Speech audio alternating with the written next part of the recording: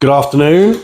Tomorrow night we have the much eagerly anticipated rematch for Artur Beterbiev and Dmitry Bivol. A packed card, a ram-packed card, as they all are in Riyadh season. I don't know if it's the best card we've had out of all of them because there have been some stunning cards. I suppose it depends who your fighters are, really, doesn't it? But great card nonetheless, and a card that is now filled with, for some crazy conspiracy and some controversy. Some people have you believe. Let's get some of the early stuff out of the way first. We've got Callum Smith against Dubois,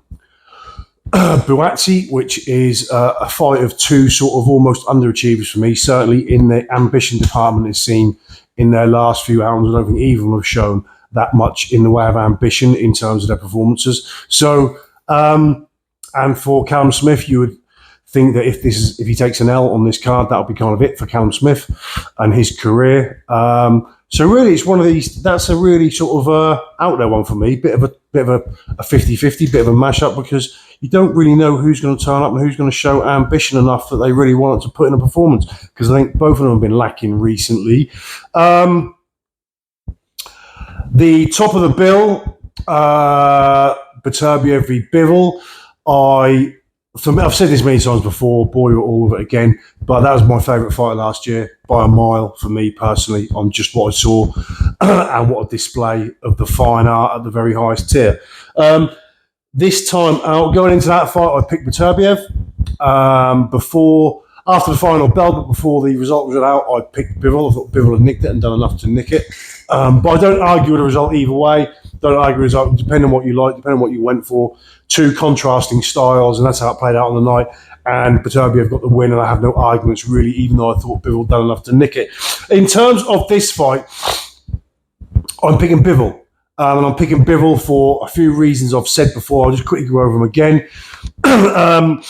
And it almost bared out to me in the face-off. They'd done the sit-down face-off where Beterbiev said he would have preferred 15 rounds because, in his words, he's not a good boxer. And to me, he preferred 15 rounds that he could catch up with Bivol, given the extra 3 rounds, and make his walk-forward pressure tell. Bivol would slow, enough to make his game plan tell. Give him 3 more rounds, that would allow him the space to do that, he thinks. And that indicated to me, and this is why I think Bivol will win, it indicated to me that Beterbiev, and I'm a massive Beterbiev fan, I picked him, as I said, to win the first fight, even though, anyway. So I'm a huge Beterbiev fan, but I do feel there's an element of Beterbiev where he is a bit of a one-trick pony. His walk-forward aggression and everything is kind of his main game plan. He doesn't really do a lot other than that. And it was a kind of an admission for me in the fact that asking for he prefer 3 more rounds, an admission that I don't really have a plan B, but I would like a longer period of time for my plan A to work. And he said that himself. And for me, Bivol shown the greater variety in that fight. He was great on the back foot, never run him, but boxing fantastic on the back foot, lose a lateral movement. Great work behind the jab, great defense. And then at the times when he had to stand and trade, as you do at some point, you can't just sort of go backwards and be on the back foot, no matter how great you do that, unless you're Floyd Mayweather. And even Floyd at sometimes would stand and stand his ground and throw his hands and let his hands go. And Bivol did that. And when he did that, he looked the better for me in the exchanges, the sharper, the quicker, landed the more punches in the exchanges, and generally came off better in the exchanges. And to marry that with his really, really cute and fucking amazing boxing on the back foot defensively, marry those two together, and I just think he's got a bigger bag of tools to choose from. And I just think if he there's more room for Bivol to up what he did and to win portions of rounds. He's got the ability to do that, and if he does that more often, for me, I believe he'll win the fight. There's also Beterbiev. We don't know if Beterbiev will age overnight. We don't know. He's still got his age, and they are going to work against him. So there are a lot of factors, but I just believe Bivol. When I look at Bivol, he looks like he's fucking burning. burning with fucking desire to get back in there and right the wrong. And Bivol doesn't make excuses. Bivol doesn't blame the judges. He blames himself. And that's a great place to start as a great motivating factor. And I believe Bivol just looks like a man just fucking waiting for the cage to be unlocked and get out there and prove to himself and prove to everyone and correct the wrongs and maybe apply his skills more than what he did the first time, even though he thought he won the first time. I thought he won the first time. But I just think he's fucking chomping at the bit to get out there and to prove it. And he looks to me like someone who knows he can do it. Doesn't mean to say he will, but I just think he will. Personally, is my opinion. So I'm picking Bivol in what will be, again for me, probably my favourite fight this year as well. Just the levels of the two guys dictate that you will not see anything less than something absolutely fucking spectacular if you're a fan of this sport. And then we get on to what was going to be Daniel Dubois versus Joseph Parker. We learned last night during the press conference that Dubois was going to be out. Apparently, it's a really bad case of flu, which I'm 100% with Daniel. And I'm not sure if it's Daniel's decision to pull him or the doctors will not pass him fit. Either way, no fucking complaints. I want to see Daniel Dubois in full. I want to see every fighter in full health when they box. And in a fight like that was going to be as good as that, as what we were all expecting that fight to be. I don't want to see a subpar, I don't want to see either of them subpar or not fully fit. So I have no fucking problems whatsoever. We saw a less than 100% Joseph Parker against Joe Joyce, and we all saw that how that played out. So no complaints at all. Now, let's fucking deal with an elephant in the room for me. And I've read a lot of comments on channels. I've read a lot of comments, in the YouTube section, in the comment section on many different channels. And there's a sentiment. Now, one of the other comments that I've read, I think it was in one of Joe Stone's videos, that someone had put very correctly that boxing does attract some fucking idiots. And it does. And if you're one of the people that believe Daniel Dubois has bottled this, apparently shit himself, some people have said. If you're one of those people that believe Daniel Dubois has bottled this at the last minute, and he's just essentially taken the third knee, as some people would call it, listen, go watch another sport. Don't litter our fucking comment section with your fucking idiotic comments that he shit it, that he's bottled it. I can guarantee you the majority of the people saying these things are the people who have never drawn a set of fucking hands in their lives. And it's something I feel quite passionate about, because the armchair fucking keyboard warriors that seem to think they understand this game that they plainly fucking don't, just fuck off and go and watch bowls or something like that, because you're the type of people that live this fantasy in your head. You live this in your head. You live being a fighter in your head, because you've never fucking been anywhere near it in your life, and you haven't got 0.5% of the minerals it fucking takes to get in there, whether that be on the fucking street, in a ring, in any type of combat sport, or any type of violence that there is. I can guarantee the majority of you saying that Daniel Dubois has bottled it at the last minute, you're probably one of those people. The majority of those, you're going to be one of those. Daniel Dubois has not fucking got to 2 days before the fight and thought to himself, fuck, I'm too scared. I'm too scared of Joseph Parker and I can't go further. I'm going to bottle it. The fact that I have to even go and fucking down this route and explain this, the majority of you out there are knowledgeable, creditable boxing fans, okay? So you don't need this to explain, but you're a professional. You're a professional world champion, okay? So you being mortally afraid of an opponent has passed a long fucking time ago.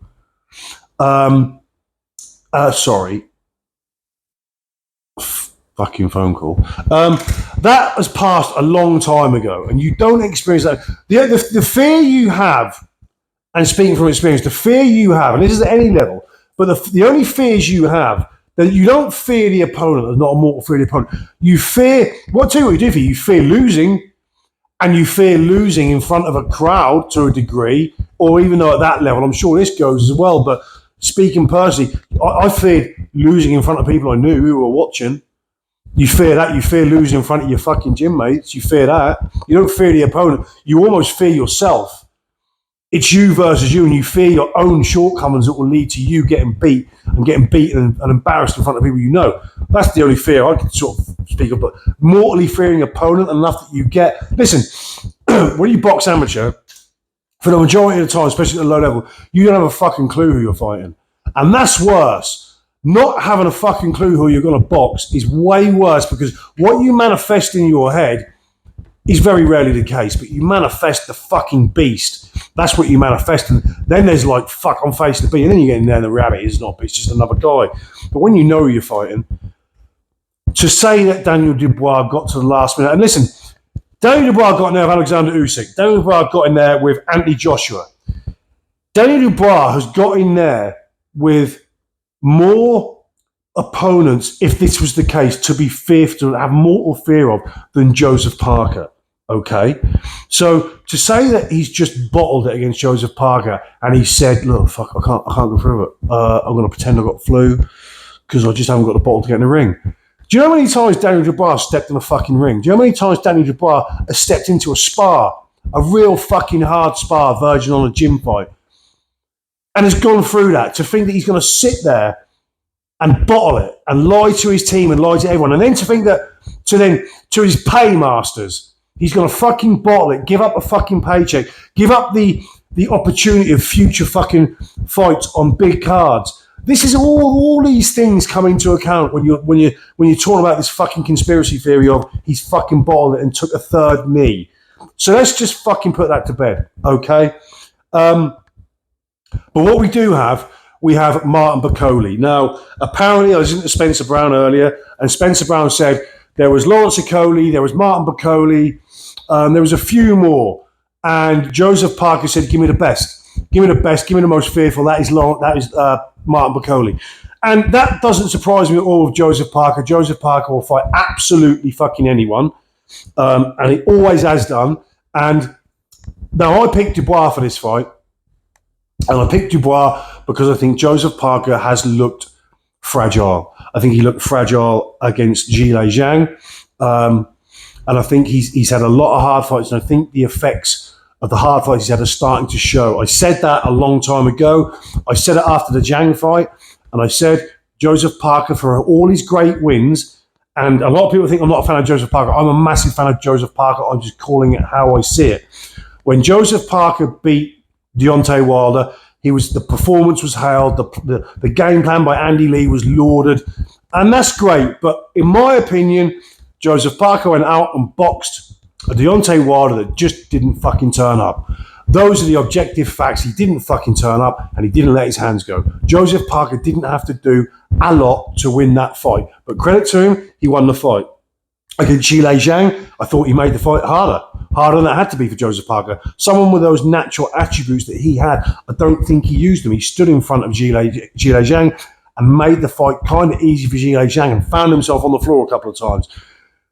If he does that against Martin Bacoli, there's only going to be one winner. I truly believe that. Martin Bacoli's young, he's hungry, he's fucking big, he hits very, very hard. And I look at the Joseph Parker, although he was unwell, although he had things going on, he had issues that lost to Joe Joyce. I look at the one that beat Zhilei Zhang, and he was unlucky. Zhilei Zhang was unlucky, and Joseph Parker was kind of lucky in a way to survive and win. But full credit to him, he did go on and win. He completed the job, and he won. But I just look at timing, and unless Andy Lee and the camp have formulated a fucking amazing plan, I think he's going to have massive problems with Martin Bacoli. Now, what we do know is a lot of people are saying Martin Bacoli's coming in on 2 days' notice. How fit or unfit is he going to be? We also learned in the Spencer Brown interview that Martin Bacoli had done a solid 8 weeks. He's done a solid 8 weeks in preparation in the gym. He then went back to the Congo, I believe, to sort out some stuff of a house he was having built and stuff like that. But essentially, he's completed 8 weeks. So he's in some kind of shape. He's He's got youth on his side. So, and listen, we don't really know how good Martin Bacoli can be. We don't know how Martin Bacoli's ceiling is going to be, how far he will go in the heavyweight division. But you look at him, and you look at who's out there, and with the exception of the likes of an Usyk, who are just a master at defusing bombs, Martin Bakole is a threat, is a actual fucking legitimate, genuine threat. And unless Joseph Parker can defuse that bomb, it's a bomb that's set to go off in big fucking style. But full credit to Joseph Parker, again, for just fighting anyone. He'll accept any challenge out there. Joseph Parker is a fighter's fighter, always has been, and he's a top fucking bloke. So, you know, you have to credit fucking Joseph Parker, because there are a lot of guys, and again, this isn't out of mortal fear, but and I talk about this a lot. Professional boxing is about timing, about plotting and charting a course. And there are a lot of fighters that would not, you're not fight Martin Bakole because you have a mortal fear of him, but you just look at things like, right, timing, what's on the horizon, where do I go from this fight? If I win this fight, what happens to me if I lose this fight? And you fucking you create your own luck. And that means you choose opponents at the right time when it's right for you, and you eliminate risks where you can, because as a professional fighter in any professional sport, you balance the scales in your favour as much as you can, and if you don't, you're fucking stupid. This is how the world works. This is how professional sport works. So there are a lot of fighters that would have not ducked Bakole out of mortal fear, but they would have swerved Bakole because I don't need that at this time. You know, I'll have that down the road, but I don't need this at this point. You know, I'll take a Lawrence Okoli, or I'll take to someone else because I just don't need that at the moment. That is not being mortally afraid. That is using your fucking head and choosing your opportunities wisely and making your moves that are going to fucking benefit you, not anyone else. So full credit to Joseph Parker, because he's took him anyway. He's took him anyway. So absolutely fucking hats off. Anyway. What a great card. Madrimov versus Ortiz. That should be great. Shakur Stevenson against a young lad who stepped in at the last minute. You know, fair play to that lad as well, you know, because, you know, for as much as Shakur Stevenson, he's not the most fucking exciting planet, is it? And that's an understatement. He's not the most exciting fighter. He is fucking technically fucking, you know, fantastic. So, should be a great card. We've now got some excitement and some controversy in some quarters, and, you know, conspiracies, and go follow fucking carpet bowls or whatever. But anyway, I'll see you all soon.